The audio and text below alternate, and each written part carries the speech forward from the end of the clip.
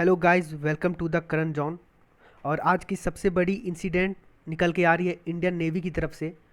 Indian navy fighter ship और submarines का deployment करने जा रही है स्ट्रेट्स ऑफ मलक्का और साउथ चाइना सी में।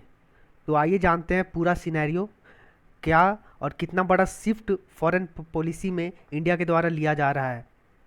हाल ही में आपने देखा ही था कि जो गलवान क्लैश हुआ 15 जून को, जिसमें हमने 20 से ज़्यादा सोल्जर को खोए, वो शहीद हुए हमारे देश की रक्षा के लिए।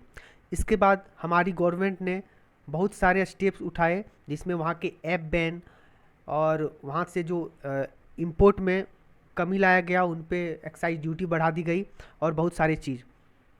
लेकिन हमारा जो फॉरेन पॉलिसी रहा है वो बरसों से, अगर हम 1960 से बात करें तो हमने हमेशा डिफेंसिव पॉलिसी रखी है और नन एलाई मूवमेंट के हम लीडर थे।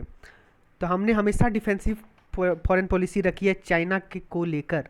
लेकिन अब बहुत बड़ा शिफ्ट आ रहा है हमारी फॉरेन पॉलिसी में, जो कि इस बार देखा गया है।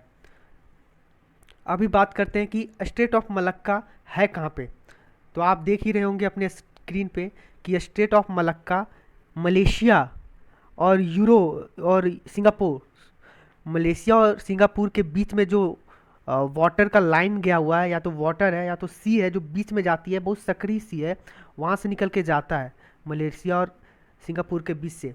और ये जो जगह है और ये जो एरिया है वो चाइना के लिए बहुत इंपॉर्टेंट है। कैसे इंपॉर्टेंट है? क्योंकि चाइना का 70 से 80% जो गुड्स यूरोप और अमेरिका में जाता है वो इसी रूट से जाता है।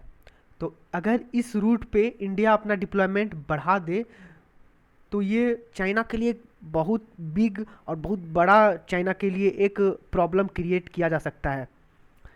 हाल ही में चाइना ने अपने ट्रूप्स, नेवी के जो ट्रूप्स होते हैं, अपनी सबमरीन्स को इंडियन ओशियन में गजब रूप से बढ़ा दिया था। ये जो एरिया है इंडियन ओशियन का, यहाँ पे चाइना ने एकदम बहुत जोर शोर से यहाँ पे मिलिटराइजेशन शुरू कर दिया था और इंडिया ने इसके खिलाफ आवाज़ भी उठाई। लेकिन जिसकी लाठी उसकी भैंस। अगर आपके पास खुद का सबमरीन उतना नहीं है तो ये आपकी प्रॉब्लम है। और चाइना इकोनॉमिकली बहुत ज़्यादा अपने पे रिलायंस और बहुत इकोनॉमिकली डेवलप्ड है। तो ये स्टेट ऑफ मलक्का है जहाँ से चाइना का रूट जाता है यूरोप की तरफ, वहाँ के गुड्स को लेकर। और चाइना ने इंडिया ने अमेरिका की हेल्प से यहाँ पे डिप्लॉयमेंट शुरू कर दिया है। देखिए, ये शिफ्ट है फॉरेन पॉलिसी में।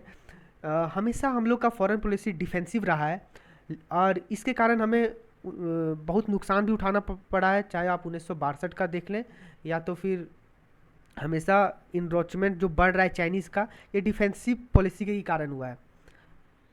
कहा गया है कि best way of defence is to attack. जब तक आप अटैक नहीं करोगे दुश्मन को, और वैसे ही चाइना जैसे देश पे, तब तक वो हार नहीं मानेंगे, सुलह होगी और वो फिर से अपनी काम को आगे बढ़ा देंगे।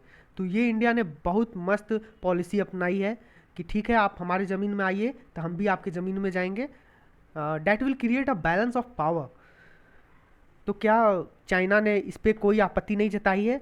तो हाँ, उन्होंने जताई है। ग्लोबल टाइम्स ने कहा है कि जो अमेरिकन काउंटर पार्ट्स के साथ इंडिया जो साउथ चाइना सी और जो स्टेट ऑफ मलक्का में अपना डिप्लॉयमेंट्स बढ़ा रही है, वो इंडिया और चाइना के लिए सही नहीं है। हमारे रिश्तों को ख़राब किया जा सकता है। और बहुत सारा उन्होंने अपनी, जो होते हैं ना, खिसियानी बिल्ली खंभा नोचे, उस टाइप का उसका सीन है।